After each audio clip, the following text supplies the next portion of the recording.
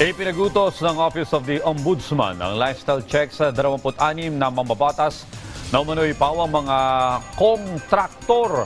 Habang pinagpapaliwanag din ng Ombudsman si Assistant Special Prosecutor Ryan Kilala matapos na naging paratang ni Ramil Madriaga.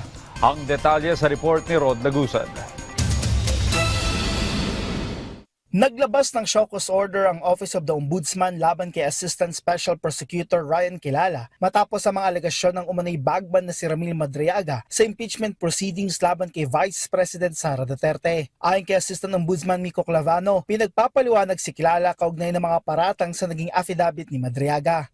This is something that we will pursue to make sure that yung integrity ng ating opisina ay nandun pa rin. So we will make sure na yung mga ganyang kwento, we get to the bottom of it, understand kung ano talaga nangyari, and then we will resolve on that basis. May 48 oras si Kilala para sumagot dito. Matatanda ang isinampatay ng abogado ni Madriaga ang unang affidavit nito sa Ombudsman noong Disyembre at naisama ito sa iba pang mga inihaing reklamo laban sa pangalawang Pangulo. Kabilang na rito ang mga plunder complaints ni dating Senador Antonio Trillanes IV at iba pang civil society groups na may kaugnayan sa umano'y maanumalyang paggastos nito ng confidential funds. Ayon sa supplemental affidavit ni Madriaga, siya ang nagdala ng pera umano para kay Kilala at dating Ombudsman Samuel Martires. Pagdating naman sa alegasyon laban kay Martires, Accountability will come once we are able to figure out kung ano talaga ang nangyari.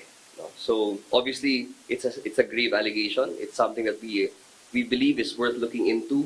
Yung kay former Ombudsman Samuel Martires, that is something that we are also discussing internally. sinabi rin ni Clavano na kanilang susuriin ang kredibilidad ni Madriaga sa pamamagitan ng face-to-face matapos ang impeachment proceedings. Samantala, nag-utos rin ng lifestyle check ang Office of the Ombudsman sa 26 na mambabatas matapos na makuha ang salin ng mga ito. Yung first 26, we have already assigned them to the investigative teams to do lifestyle checks as well as further investigation. Ito po yung mga contractor. Dito, titingnan nila kung may posibleng conflict of interest sa mga mambabatas na umano'y may contracting firm na may kontrata sa gobyerno. Rod Lagusad para sa Pambansang TV sa Bagong Pilipinas.